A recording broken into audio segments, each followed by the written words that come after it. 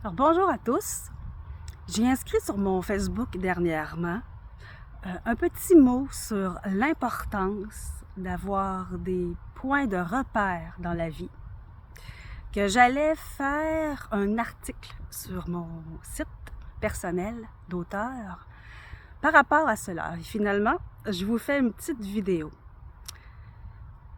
C'est quoi pour vous avoir des points de repère dans la vie? Est-ce que vous y croyez? Et si oui, est-ce que vous savez pourquoi les points de repère peuvent avoir une certaine importance? Cet été, je suis allée dans un endroit que j'adore. À chaque été, j'y vais. Puis, s'il pleut moins, j'y vais encore plus pour faire de la randonnée pédestre en montagne. C'est un endroit féerique au Québec. C'est le parc du Massif du Sud. Dans cet endroit, je trouve qu'il y a quelque chose de magique. Entre autres, le petit ruisseau qui est quand même assez gros.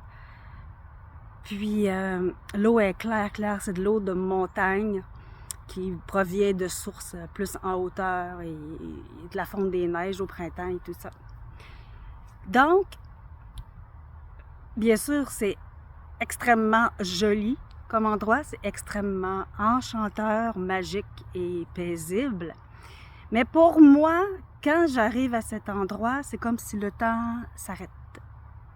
C'est comme si c'est vraiment une pause dans ma vie, un genre de retour aux sources.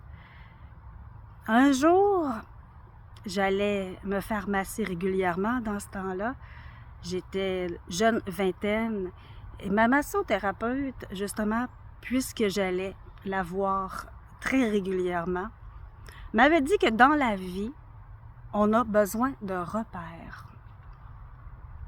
Ça m'avait fait réfléchir et j'avais compris à ce moment-là, oui, l'importance, dans le fond.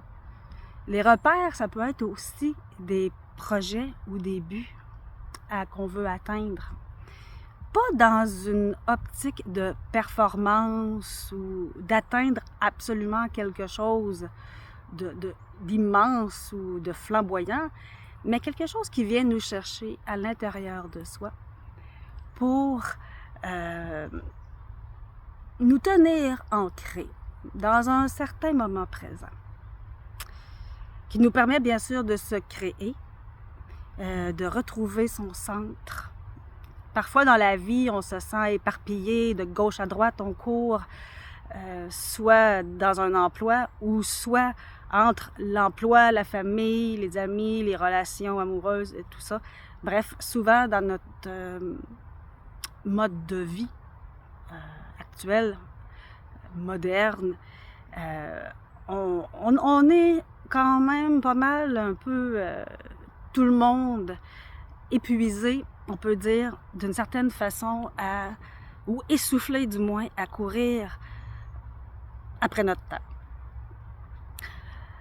Donc, les points de repère, ça permet de se poser, de se déposer, comme je le disais tout à l'heure, de refaire le point en soi, le centre en soi. Mais, moi, je me suis questionnée aussi, pourquoi c'est si sécurisant aussi les points de repère? Quand j'ai lu plusieurs livres de Guy Corneau, j'avais même assisté à des ateliers. En psychanalyse, avoir des points de repère ou avoir besoin de trouver des choses fixes, il y aurait un lien avec l'inconscient qui rejoint, dans le fond, la peur de mourir. Puis, c'est pas bête, dans le fond. Il pousse même à dire que nos problèmes ou ce qui cause des problèmes en nous, que l'on rencontre, l'important, je trouve, c'est de se demander « et pourquoi, comme un enfant qui se questionne tout le temps, pourquoi si, pourquoi je ressens ça, pourquoi ça m'arrive, pourquoi ça nous amène toujours à aller au plus profond de soi. Et comme Guy Corneau l'avait dit à ce moment-là, pour faire le même lien, souvent, le pourquoi du pourquoi du pourquoi, on se rend compte qu'à la source, il y a une peur de ne pas exister, la peur de mourir, mais la peur de ne pas exister tout court. Donc, il y a certaines peurs ou certains comportements que nous avons, peu importe, qui sont reliés inconsciemment à cette peur-là de ne plus exister. D'ailleurs, ça me fait penser, j'ai une personne qui m'a demandé comment qu'on fait pour pas se perdre lorsqu'on se laisse aller comme au grand tout, à l'univers, à l'infini. Dans son propos, il y avait vraiment la peur de perdre son esprit, de perdre la vie comme il la connaît dans la matière présentement, en ouvrant sa porte vers quelque chose de plus spirituel. Et pourtant, un n'empêche pas l'autre. Donc, je vais quand même rester pour maintenant juste à l'importance des points de repère, et autant ça nous sert de balise dans le temps, dans notre vie, de balise par rapport à une peur probable de mourir, mais aussi il nous sécurise, car retourner à un endroit que l'on aime à chaque année, par exemple, comme moi avec ma petite rivière, c'est à peu près la seule chose que je vois qui, dans une année, n'a pas changé. Encore là, oui, elle a quand même changé à sa façon. Excusez, je suis dehors. Elle a quand même changé à sa façon la vie. La rivière aussi, mais la rivière semble avoir été statique. C'est tellement calme. Donc, c'est sécurisant parce que ça nous montre que malgré que les choses changent, ben, il y a au moins ça qui n'a pas vraiment changé. Donc, dans le point de repère, on retrouve encore la sécurité de quelque chose qui n'a pas changé. Et si ça ne change pas, ça évolue pas dans le temps. Si ça évolue pas dans le temps, ça ne mène pas à la mort ou à la non-existence de soi. Donc, il n'y a pas de repère, c'est important. Bien sûr, c'est important. Si on n'a pas de but, si on n'a pas d'endroit où ce que l'on se sent en paix, unifié, ça ne sera pas bon à long terme, du moins pour notre équilibre mental, voire même physique. Mais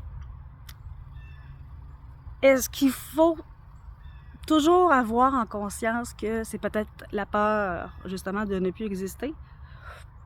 Pas vraiment. Je crois pas non plus, sans la mettre de côté, mais justement, il faut, je crois, moi, c'est qu'est-ce que je m'étais dit dans mon parcours, la supposée peur de mourir ou de ne plus exister doit nous transformer intérieurement pour plutôt dire, mais là, maintenant, je suis en vie, alors je profite de ce que j'aime. Comme un effet miroir, on pourrait dire.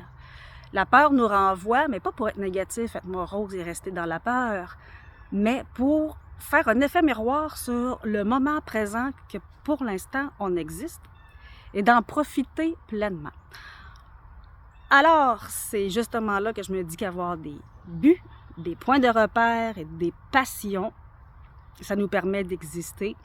J'en parle beaucoup, un petit peu dans mon premier livre, mais beaucoup dans le second, que nos passions nous permettent de nous créer dans la vie, dans notre existence, et permet de partager aussi avec les autres. Veut pas, quand on crée, on se trouve à s'ouvrir au monde autour de nous. Et cette existence-là, elle est courte. Puis si je veux vous dire quelque chose de plus, l'humain a beaucoup de peur.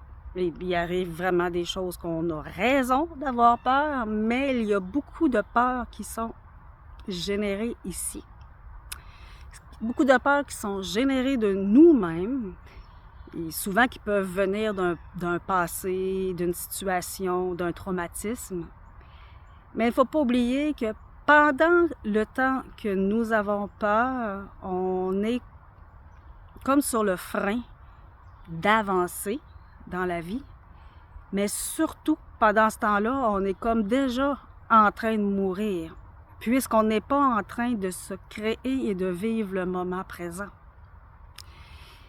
Ces années-là qui passent à avoir peur, à ne pas tenter de se guérir, de passer à autre chose, peu importe, d'améliorer notre situation au niveau de l'emploi, une relation de couple peut-être que ça fait longtemps qu'on sait qui ne nous nourrit plus, situation financière, déménager pour avoir un endroit qui nous ressemble plus, bref, peu importe.